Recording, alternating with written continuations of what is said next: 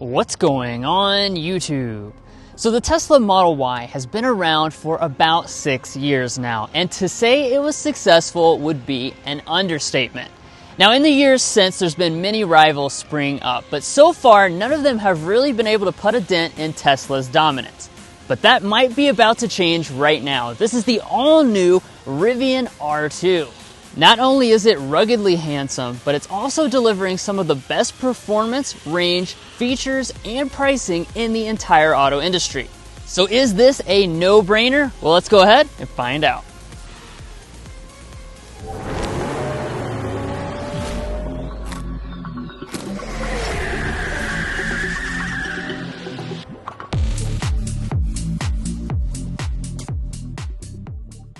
All right, so let's get things started here with the spec dump. Now there's several different versions you can get this R2 in. This is the dual motor performance all-wheel drive, so it has the most power at 656 horsepower. It has a 87.9 kilowatt hour lithium ion battery pack, and the rated range for this is 330 miles. Now the base price of the R2 is confirmed to be $44,990, and if you're looking to buy one or any vehicle, we'd encourage you to go to carconfections.com/newcarquotes to get the best price. Now of course, we cannot wait to show you this out on the road, which we will be doing, but first we need to go ahead and shut up the hood, take a look at the exterior, as well as the surprisingly nice cabin. Now, a lot of rivals in this segment have gone for very sleek and super aerodynamic designs, but Rivian went for a very boxy look with this R2. It looks really a lot similar to that R1S SUV that they've already had out. And I think that's certainly a good thing because obviously we're looking at a much lower price point for this model. So in terms of the design, again, very squared off and boxy. You've got this gloss black finish down here in the lower part. All the models will get the silver accent through there as well. And then of course the lighting is a big part of the overall design. You've got that signature light bar that's going to run all the way across the front, and then these kind of oval shaped LED headlights. So of course these are projector full LED headlights. And what's cool about these, if you get the premium trim or the performance trim, that's going to upgrade you to the adaptive high beam. So those can actually cut around objects when you're going around corners and driving with your high beams on. We demonstrated this on the R1S flagship, if you want to check that out on our channel. Now this obviously is also a vehicle that's designed for some off-road adventures. So you'll see that we have about 9.6 inches of ground clearance overall. There is a little bit of composite underbody protection, and then you've got your turn signal indicator right there. Now moving on to the wheels, the minimum wheel size is going to be 19 inches for that model, which Rivian is confirming will start at $45,000. And then you move up to 20 and then end at 21-inch alloys for this performance trim level. I have to say, I really like all of the designs, but this one specifically really stands out. It's a nice aggressive look, and I also like those kind of yellow brake calipers, which are special to the performance model, peeking out from behind there. You can also on the performance model get an all-terrain tire and a 20-inch alloy. Now right here in the wheel arch, a little bit of matte black cladding. You have the turn signal indicator right there, and then as far as our mirrors are concerned, you've got the full suite of features, including blind spot monitoring and auto dimming here on the driver's side. Now here at the side of the R2, overall vehicle length is 186 inches, which solidly places it in the compact luxury space. And in terms of side design, it has that very squared off profile that a lot of you guys like. And I want to talk about this because there is a really cool design touch that Rivian is including as standard equipment. And that's actually this black roof. Every single R2 will come standard with a black roof. A lot of the rivals, if they offer that, would make you pay extra for that. So I do really like that that's standard. It spices up the design, and there's also a ton of really cool color options. Of course, we're looking at a more basic white color, but there's things like launch green and a really cool blue, and even purple will be offered. Your standard color that is free is going to be silver. Now as we head around to the rear design, that signature Rivian look takes hold. I absolutely love the way this R2 looks. It really looks almost identical to the R1S. Now in terms of individual design elements, you may notice this piece right here. That's going to be kind of like a built-in spoiler system. Now, one of the cool things about it is that Rivian focused on aerodynamics, even though this is a square vehicle. It's 0.3 coefficient of drag. So this is just a little bit of a design element to make it look a little bit more boxy than some of the rivals that swoop down a little bit more in the back. Now, as far as the rear glass, this actually can roll down. I'll talk about that a little bit later. You also have a rear wiper here that's hidden underneath. That's on premium and above. And then dropping down, Rivian is spelled out across the back. And let's take a look at our taillights. These, of course, are going to be fully LED standard across the board. That includes your turn signal, your reverse light, and your brake light itself. And then dropping down to the lower fascia, all of this is piano black. And as far as towing, it comes in at 3,500 pounds for the basic models and 4,400 pounds if you choose the premium and above. Now, of course, for a very advanced and high-tech vehicle like this, you would expect all of your active safety features to be standard, and they will be. Additionally, they are going to be offering a hands-free system. That's going to be standard here on this launch edition, or you can option it on for $2,500, and that's going to be level 2, completely hands-free on 3.5 million miles of roads here in the U.S., and I have to say, it's worked really well in our testing today. But guys, let's go ahead and check out the interior because I think you'll be pleasantly surprised. But first, if you're new here, we're brothers and we've been reviewing cars since we were 12 and 16. We started young, and since then we have reviewed over 2,000 vehicles at every price point. No matter what you're looking for, from humble to high-end, we'd love for you to subscribe to be a part of our Car Confections family. Let's learn a lot and have some fun with all the latest cars. All right, now let's move on to the inside. First, we'll look at the key fob. It's the brand's typical carabiner design. Definitely fits with the overall brand image. You also have phone as key if you prefer to use that as well.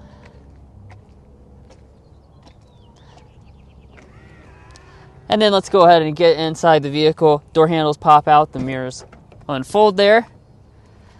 And then check out this interior. So you've seen a lot so far that kind of gives you that mini R1S flagship design for the R2. And honestly, this interior really does the same thing. But before we get into the individual details, let's start by talking about these seats. So the standard model will come with a leatherette seat. However, the premium and the performance models will come with a premium leatherette. This is a vegan leather. As you can see, nice look to this. You can get it in black like you're seeing today. You can also get a whitish gray if you prefer that. And you've got the color contrast piping and stitching details. As far as the adjustments, you'll always have 12 ways of power adjustment, including 4-way lumbar support. And you'll have memory seats which are linked to your driver profile inside of the vehicle. One more thing before we get inside. Over here in the door itself, you remember this cool touch from some of the other Rivian products. The premium and the performance will get this really, really bright flashlight located right there in the door trim for those adventures that go on after dark. But let's go ahead and get inside. Now, as I close up the door, let's get into the overall cabin materials. So we're really impressed by what we see here. So you've got basically the same kind of material quality largely as that very expensive R1S on this model. So let's get into it. Over here, you've got the leatherette across the armrest as well as through the center section, a little bit of cloth accenting through here, and then a leatherette across the top with a stitching detail. As we move to the upper part of the dashboard, this is all covered in a leatherette. Through the center section, we've got this beautiful open pore wood with Rivian etched into it. It looks super nice and feels very high quality. If you get the standard model, though, this will be replaced by a fabric trim.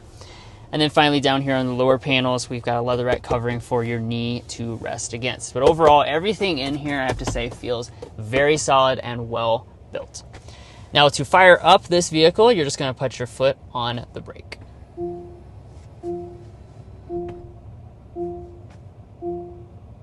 All right, so let's dive into the individual details of this interior. We'll start with the gauge cluster. So as you can see, we have a dedicated driver display right there, front and center. It's a full digital display, which you can reconfigure to some different types of designs. Now, there is no head-up display on this, but as we pull back to the steering wheel, I've got some cool things to discuss. So obviously, nice looking design to this. We have a standard leatherette wrapping, it's standard heated, and you also have standard power adjustment, which you do through the screen system. But what's cool about the R2 is this brings a new thing to the Rivian brand. You have these halo controls. So what this does is basically a wheel that gives you kind of a tactile way to control various functions in the vehicle. So this just kind of scrolls up and down. On this side, it's just audio controls, and then you can bump it side to side with haptic feedback. Now over here on this side, this is going to give you access to a lot more things. One of the big ones is the fact that you have access to the climate control. So you can see that I can easily adjust the temperature up and down right here on the steering wheel, so that even though you don't have a dedicated climate knob over here, you still do have a knob and the ability to make that adjustment nice and quickly. Definitely appreciative of that. Now, let's get into the storage, because the storage on this is super impressive for a compact SUV. We'll begin with the glove box, of course. As you can see, it's a very deep space. It goes down all the way. We have a little felt lining down there at the bottom and a couple USB connections inside. We don't have our donuts with us today in beautiful Utah, but we look forward to testing that out when we get one back at home. Now up here, we have this nice surface. This is also a wireless phone charging pad. And as we move to this area, of course, you have just a gaping area where you can stick just about anything. You can slide out some additional storage from underneath, and then you can also pop out your cup holders. But then I can press right here, and you've got this secret glove box in addition to the traditional glove box. So check this out. Look at all that space. That's absolutely enormous, and tons of different little cubbies that you can stick all types of belongings. Now, of course, your shifter is up here on the steering column. You're just going to press down for drive, press up for reverse. When you go into reverse, here is our 360-degree camera system. The resolution on this camera is absolutely phenomenal. Really, really crisp and vivid. You also have active trajectory, and of course you have tons and tons of cameras all around the vehicle to give you a great field of view. Just press the N there for park. And now that really brings us into the main display area. Of course, a lot of functions of the vehicle are going to be housed inside of this 15.7-inch display. It's a really vivid and super crisp looking display with very fast software on board. Before we get into those individual details, I want to start off by looking at this lower part. So of course, this is where your climate controls are. It's a dual zone automatic setup. As I already showed you, you can adjust the temperature inside of the steering wheel, but you can also adjust the temperature very easily using those little toggles right there. And you can tap to get to some additional functions. This does have the seamless vent details, so you will have to actually point them with the in-car display there. And then the heated and ventilated seats are going to be located right there with those little controls. Heated seats are standard on all models, including that base model, and then you also have ventilated seats if you spring for the premium or the performance trims. Now, let's also talk about the audio systems on board. The standard model will have a 7-speaker sound system, and then the other two trims will come with a 13-speaker premium sound system. And Rivian said they made some improvements even versus the R1S. So let's go ahead and give it a sound sample.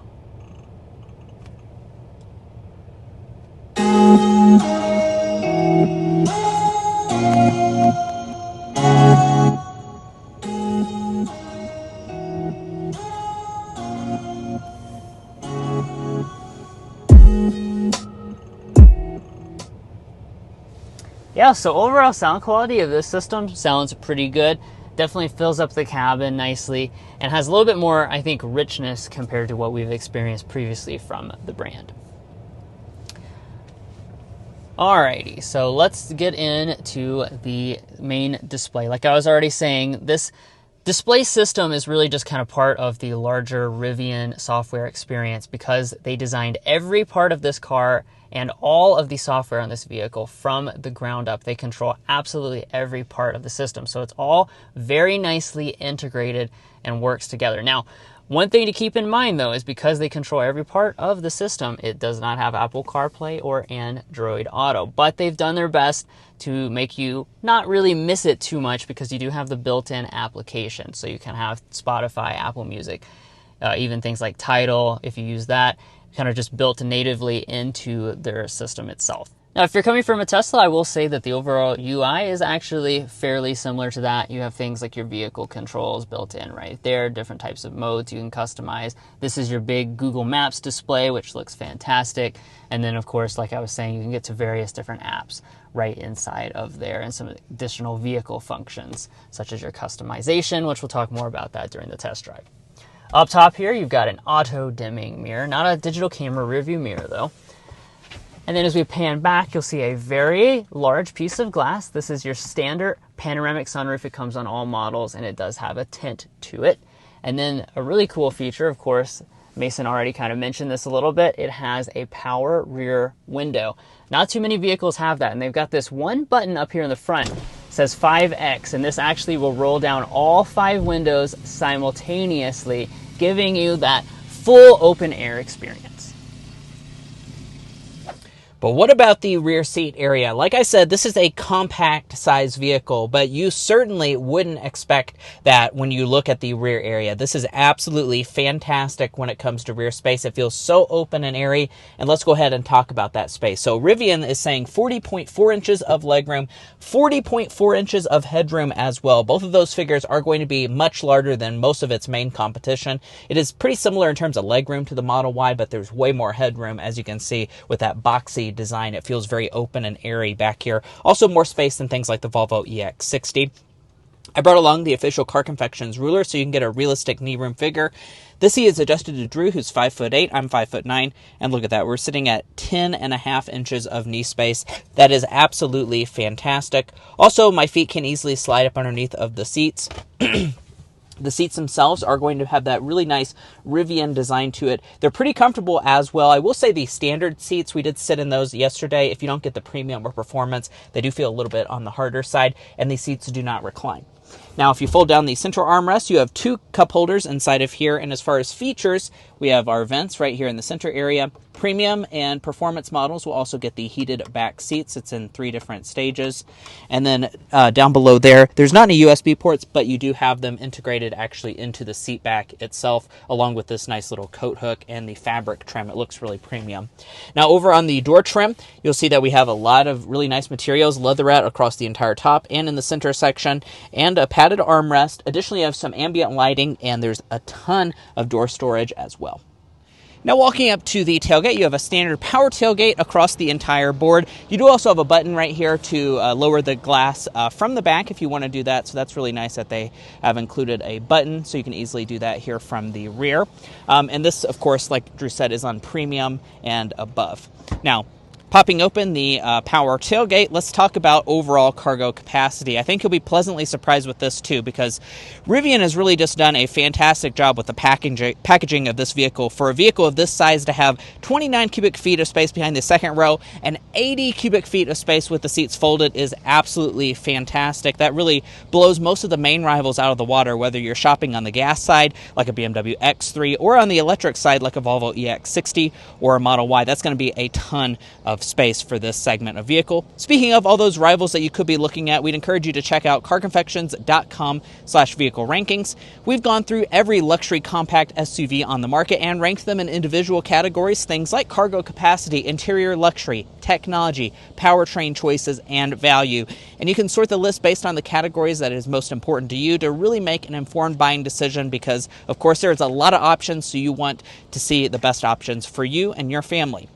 Once more, that's carconfections.com/vehicle rankings. Now, as far as the features here in the cargo area, you will notice that the seats fold 40-20-40 split, which is pretty nice for usability. In order to fold the seats down, there are not any handles to do that from the cargo area, but like I said, I'm not really all that tall, and I can easily still just reach up here and fold those seats down, no problem whatsoever.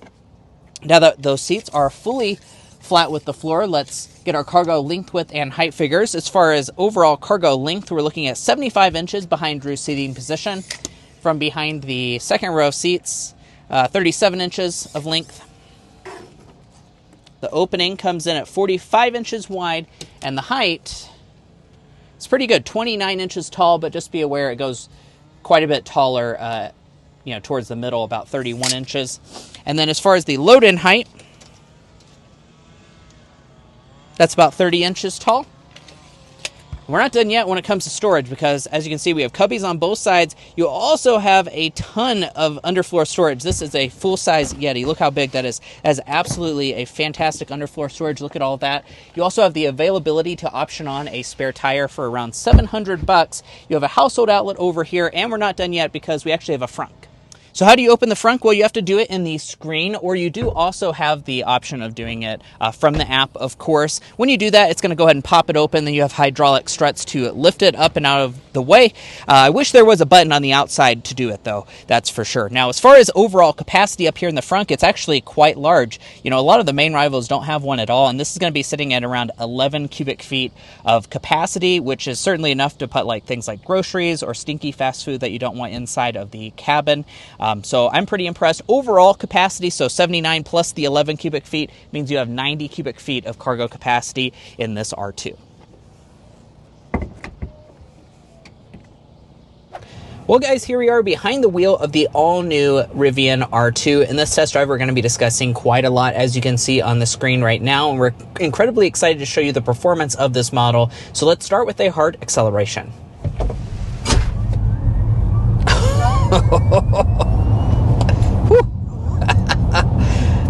Well, it's fast. That was very fast. That was actually 70 miles an hour. Just accidentally went up to 70 miles an hour because it is very swift with the acceleration. Now, of course, you know, we've been talking about how there's 3 different versions that you can get of this. This is the performance, so of course this is the top tier. We have 656 horsepower on board from a performance dual motor all-wheel drive system. So this is designed to give you that maximum velocity. The 0 to 60 is only in the mid 3-second range. 3.6 seconds, 609 pound-feet of torque. You feel every bit of that horsepower and torque. This is a very, very quick vehicle. Now, you probably didn't expect anything, you know, less than that. This is called the performance version, you know, and you've seen Tesla Model Y performance. They're all fast. So, you know, I will say it's really, really fast, although it is controllable. We were driving this around, you know, it's not like a car that you can't drive normally just because it has so much horsepower. If you put it in the normal mode, it is perfectly normal to drive, but you just have that crazy level of performance that you can unlock in the sport mode. Now, if you don't need all of that performance, you can get some more normal versions. They're all going to be, honestly, quick, but there are several versions that are less powerful. So you start out with the single motor rear drive variant that has 350 horsepower, 355 pound-feet of torque, 0 to 60, 5.9 seconds, so still under 6 seconds to 60 miles per hour. Then you can option on the dual motor all-wheel drive from there, and that's have 450 horsepower, 537 pound-feet of torque, and drop your 0 to 60 to 4.6 seconds. So I think that for a lot of people is going to be the sweet spot. This is going to be that next level of performance that if you're really, really keen on going fast, you'll appreciate, but the dual motor all-wheel drive is certainly going to be really good. It's be a step up from the standard rear drive, and also, of course, give you that extra all-wheel drive traction. Right, and that comes standard on the premium trim as well. Now, as far as the battery capacity itself, it is going to be an 87.9 kilowatt hour lithium ion battery pack, and that's across every single version of the R2 that's available right now. I do want to point out that $45,000 model will have a smaller battery pack size. Now, Rivian has not officially confirmed what that size will be, but it will be smaller than the 88 kilowatt hour battery that is available right now. So what about the range for the R2? Now, you heard us say at the very beginning, you actually have really good range, 330 miles here on this performance model, which, mind you, is better than something like a Tesla Model Y performance. That comes in at 306 miles. Not quite as good as some of the newer, German and European electric options that we've sampled recently, like the EX60. That has 400 miles as a maximum. The R2 can get a little bit more range. It goes up to 345 miles of range if you choose the rear drive long range model. So that one is under $50,000, and you still have the longest range in the R2 lineup. That's really quite good, but not quite at that 400 mark.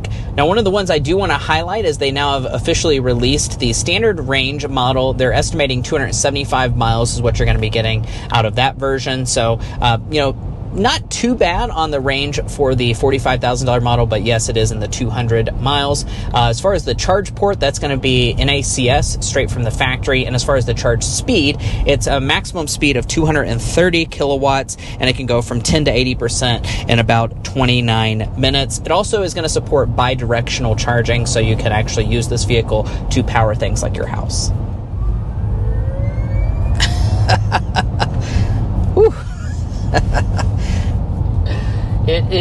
indeed swift.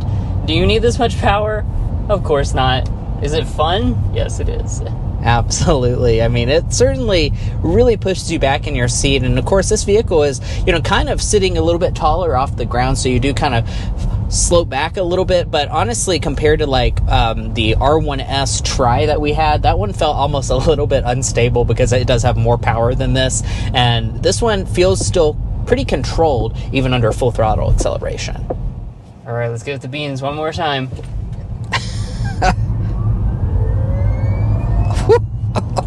That is rapid. Wow. Absolutely incredible. So we've been in the sport mode for all of these launches, of course, to show you that maximum performance. And, one of the things about choosing the performance trim level specifically is the fact that this has adaptive dampers. So what that does is allow you, of course, to customize various attributes of the vehicle, including the firmness of the suspension, to the individual drive modes themselves, and even inside of the drive modes you can make further tweaks, and that just allows you, like I said, to kind of customize that performance to what you prefer and give you a dual character with this model. So in the sport mode, you'll be able to see that this is a pretty good handling SUV. Now as we begin to hit this windy portion here, we kind of go through some corners. Yeah. You have pretty nice balance on board. Of course, this is a little bit taller than some of the main rivals, so do keep that in mind, that those are going to feel a little bit more planted. The Model Y Performance, the EX60, that does feel a bit more planted, but this is pretty darn impressive because of how much ground clearance we have, but it still feels remarkably stable. There's not that much body roll at all because of that adaptive suspension firming things up. Yeah, I have to say I'm pretty impressed. You try this in many SUVs with this type of ground clearance, you're going to feel sick really quick. Yeah, and Rivian was quick to point out, we actually had the opportunity to really talk to all of their executive team on this R2, and they were quick to point out that they did focus a lot more on the driving experience of this R2 to give you better driving dynamics. They did that by, actually integrating the battery into the core frame of this vehicle to really give you that, dynamic feel. And of course, this does have a battery, so that has unique advantages such as lowering your center of gravity, even though you do have that higher ground clearance. Right, and the gigacasting that's utilized with this vehicle just means that, there's a lot of parts that are all kind of together, and that all helps with the structural rigidity of this model, which I think you can certainly tell when you're out on the road. This is more enjoyable than the R1S to take on a back road, certainly.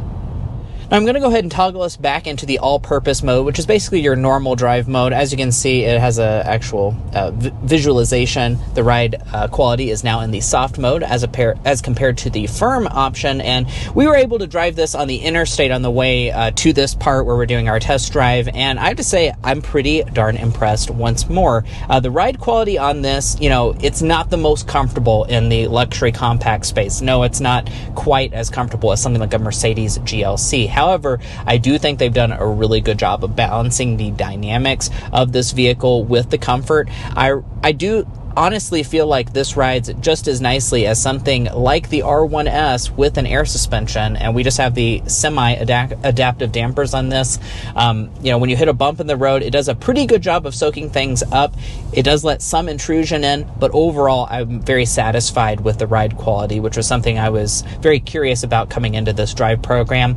As far as the seats themselves, I will say they're quite comfortable in terms of the plushness. The overall design does make it feel a little bit weird in my back with this like Rivian branding. And I do want to point out that we sat in the standard range model, and that had a more uncomfortable seat. So I think I would recommend going for the performance or the premium trim level to get these seats if you're going to be someone that wants a softer seat.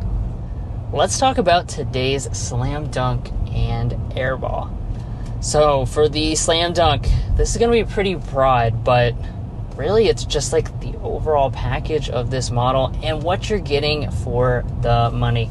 This was a vehicle we saw on paper and we're like, this seems almost too good to be true, but actually testing it out, you can begin to see that this really has come together to make an excellent electric SUV. And for the price tag, I mean, it's undercutting the main rivals by a lot of money and giving you oftentimes more stuff. So really impressed by that.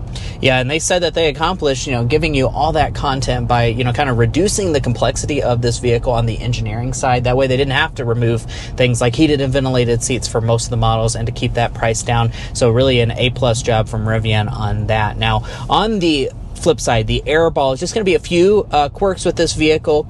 First and foremost, I think a big deal for a lot of people will be that it doesn't have Apple CarPlay or Android Auto. I personally fall into that boat. I would really like to have that in my infotainment system, although this is pretty good. Also, you have to control things like the vents inside of the screen. I would prefer a physical control. No sunshade on the moonroof, and it also doesn't open. So those are a couple things that might bother you if you're looking to buy one.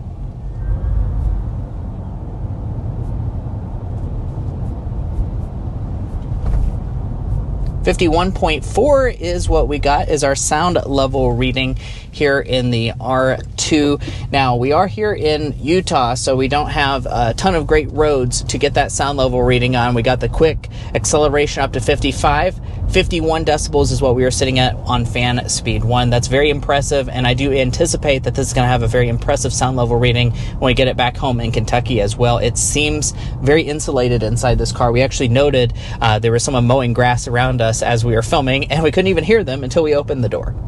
All right, so now we've switched to a R2 Performance, but with the 20-inch wheels and the all-terrain tires. And we're going to be doing some off-roading. So this first section here is, kind of focused on a higher speed gravel type texture, and it's really just demonstrating the ability of the suspension to kind of keep you comfortable even when you're going relatively fast on a very bumpy terrain. I think it's doing a great job of not bouncing us around too much.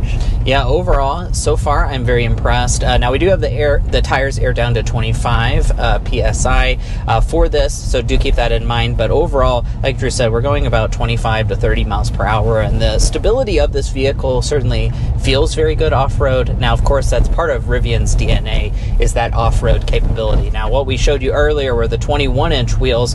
You probably wouldn't want to do this level of off-roading with those performance-oriented street tires, but like Drew said, you can easily get these and still keep the performance model as well. And as you can see, it's handling this very easily. I do also want to point out that the camera system, if I can click on it here, there we go, does work at all the speeds. So even if you're going high speed, you can use the very advanced and very high resolution camera system to help you on all of your trails.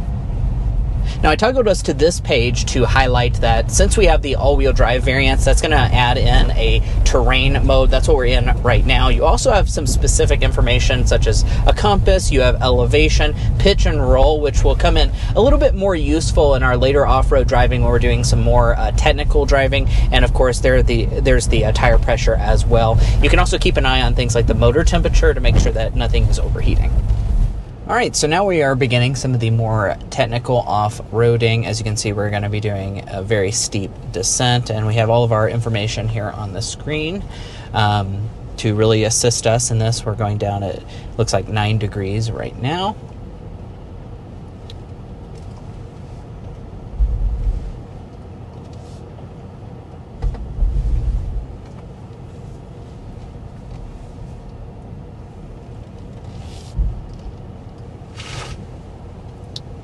Very nicely done. Good demonstration of the articulation, getting that back tire off the ground there. Wow. That is very impressive that this vehicle can handle that. Of course, like we said on the outside, this vehicle has 9.6 inches of ground clearance. So naturally, that's going to give you a lot of off-road capability. And one of the things that I'm really quite liking compared to a lot of the gasoline vehicles that we have off-roaded in is this one-pedal drive. So when you put it in the off-roading settings, it will go ahead and put the region on high. So essentially, it's almost like operating in hill descent control just because the region is so high automatically. Now, this does have a composite underbody protection, not a steel skid plate, but it is supposed to be, plenty adequate to handle if you were to, have a little rock hit it or something like that.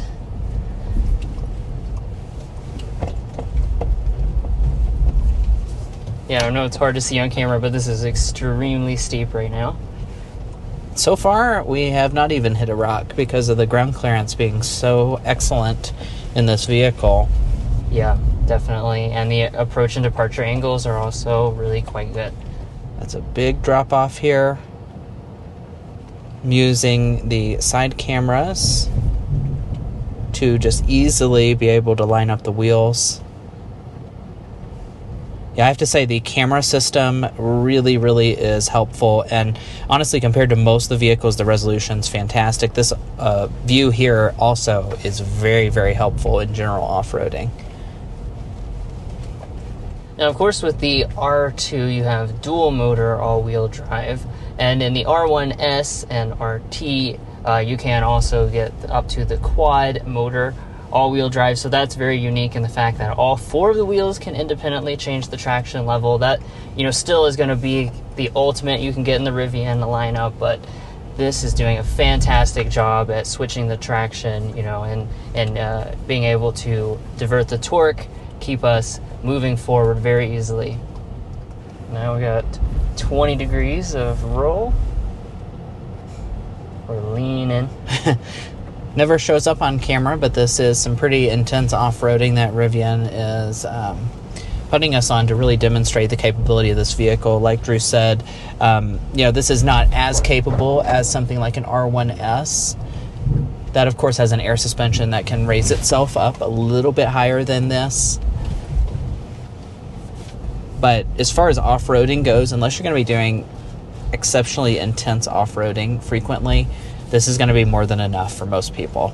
Yes, and critically, compared to the competition for this model, this is vastly more capable. And now for pricing. Now, you've seen all the good things about the R2. The pricing is one of my favorite things, as a matter of fact. Now, they, of course, said way back in the day, yeah, it's going to cost $45,000. A lot of people didn't believe them. They will be launching the standard model for $44,990. I'm super happy that they're actually fulfilling that promise. The standard rear or long-range model is going to be $48,490. The premium, $53,990. And this performance is sitting at $57,990 after the optional paint plus destination. We're sitting right around that $60,000 price point, which still, I think, represents a very good value for this car. Now, if you're looking to buy a Rivian R2 or any vehicle, we'd encourage you to check out carconfections.com/newcarquotes. The reason you should do that is because we have a tool on our website that'll connect you with local car dealers in your area to get you the best price. It's also going to give you access to invoice pricing information, which is a great tool to use if you plan on doing dealership negotiation. You can find a link to that in our video description, as well as a pinned comment at the top of this video. And there's even things like a monthly payment calculator if you'd like to take advantage of all of that. carconfections.com/newcarquotes.